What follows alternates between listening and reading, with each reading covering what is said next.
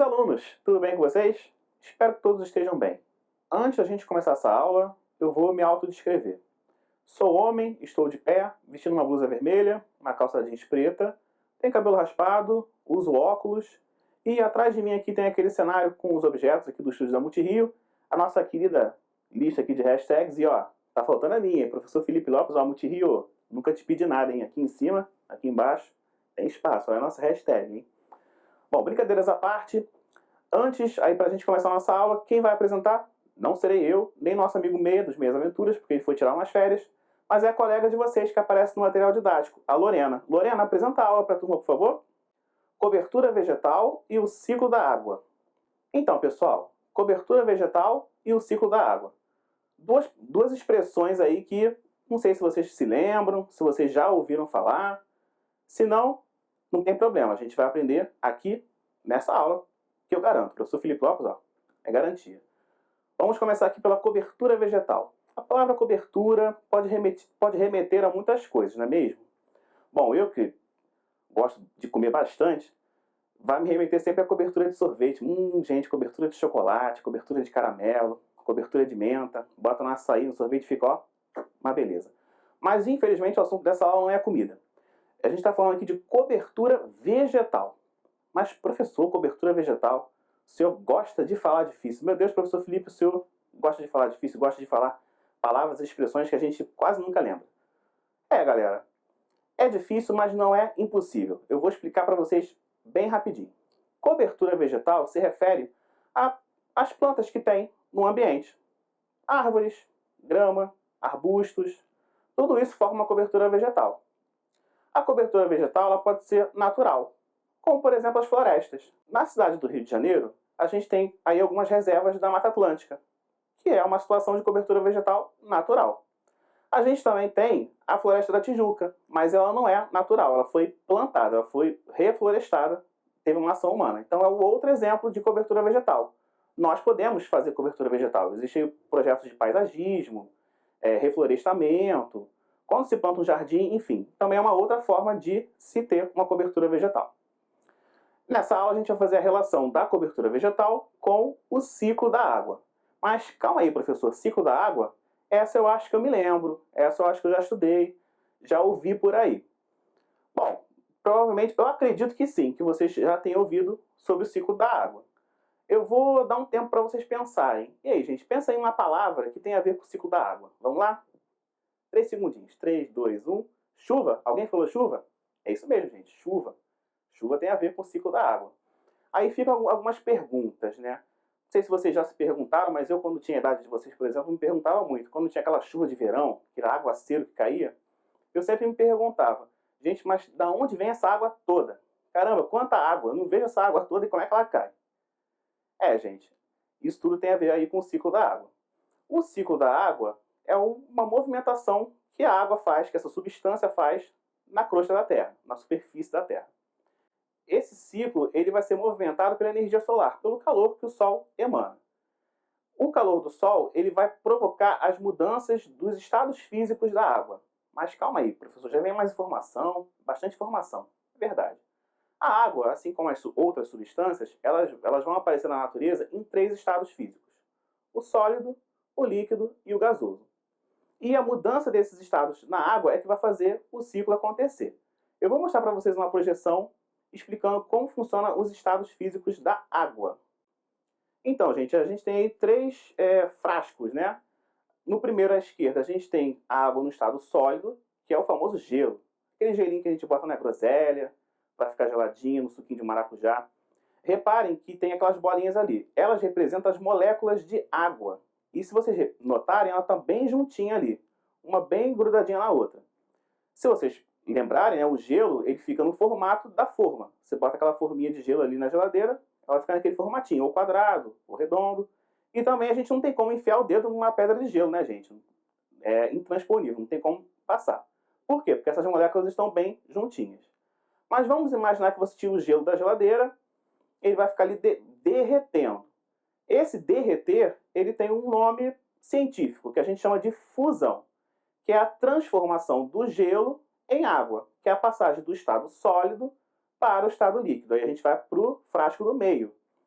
Se vocês repararem, comparando aí, as moléculas de água elas já vão estar um pouquinho mais separadas. Por que isso acontece? Porque o calor do ambiente, que fez o gelo derreter, ele fez essas moléculas se agitarem mais. Elas estão mais agitadas ali, se movimentando mais. A temperatura aumenta e elas ficam mais espaçadas. Com isso, se vocês repararem, né, um copo de água, se você colocar ele numa garrafa, ele vai ficar no formato da garrafa. Ou no formato de um copo circular, ou um copo quadrado, ele vai ficar no formato. E também você consegue enfiar a mão na água, né? A gente consegue nadar quando está numa piscina, no rio. Por quê? Porque as moléculas já estão mais espaçadas e a gente consegue ocupar aquele espaço ali. Então, galera, eu gosto muito de café. E eu deixo a água fervendo ali no canecão, no fogão.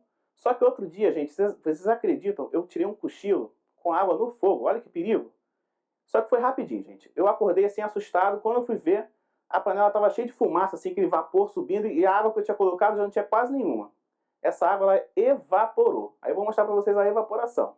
Agora sim, a gente tem um processo de vaporização. O que aconteceu? Eu coloquei mais calor nessa água, então as moléculas da água ficaram mais agitadas e foram ficando com um espaço maior entre elas. Então a água passou de líquida para o vapor, no formato de gás.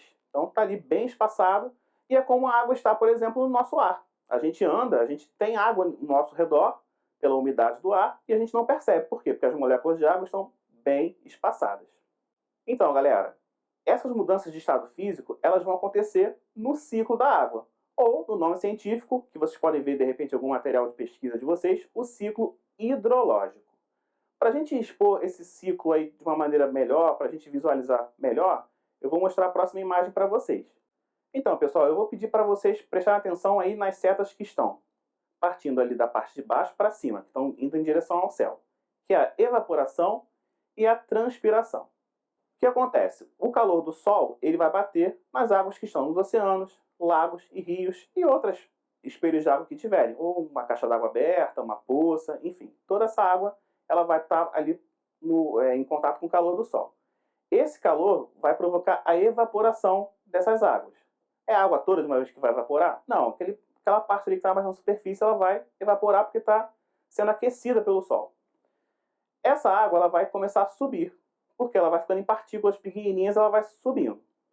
A outra seta, como vocês podem ver, é a transpiração dos vegetais. Assim como nós seres humanos e outros animais, os vegetais também têm a transpiração. Eles liberam água também.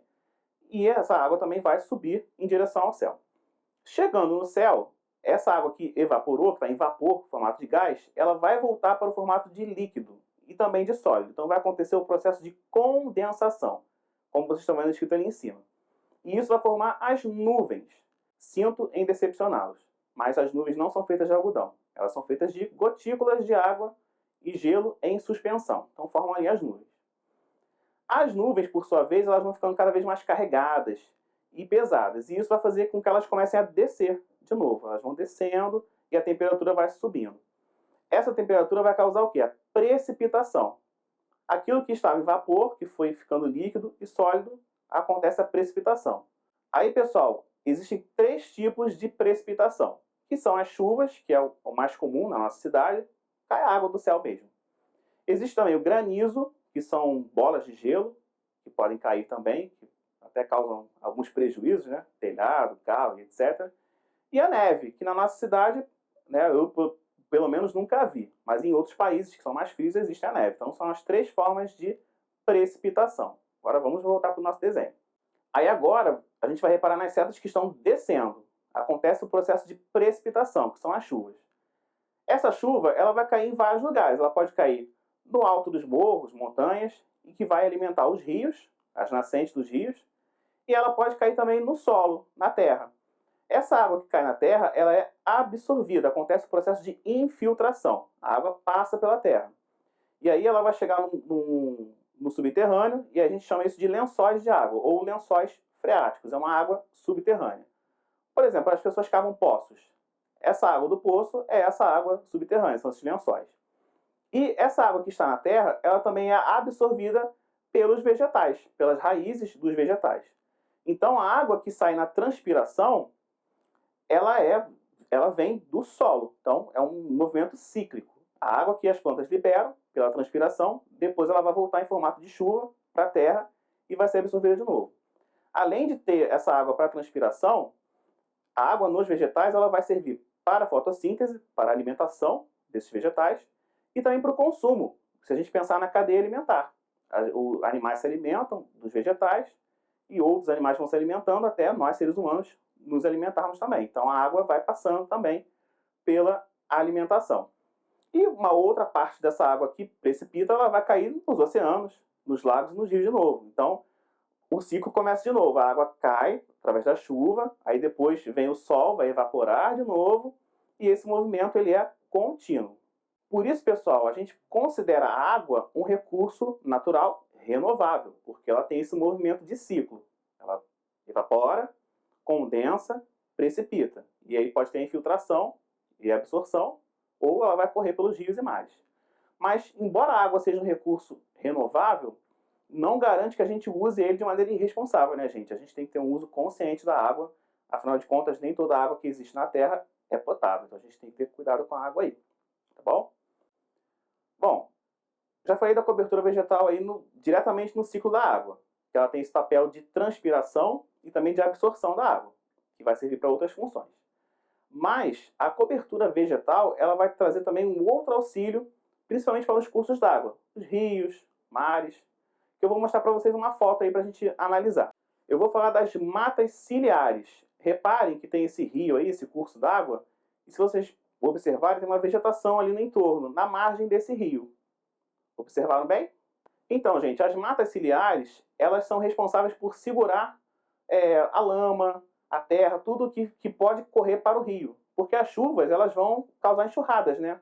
Dos morros e tudo mais, e essa lama vai cair.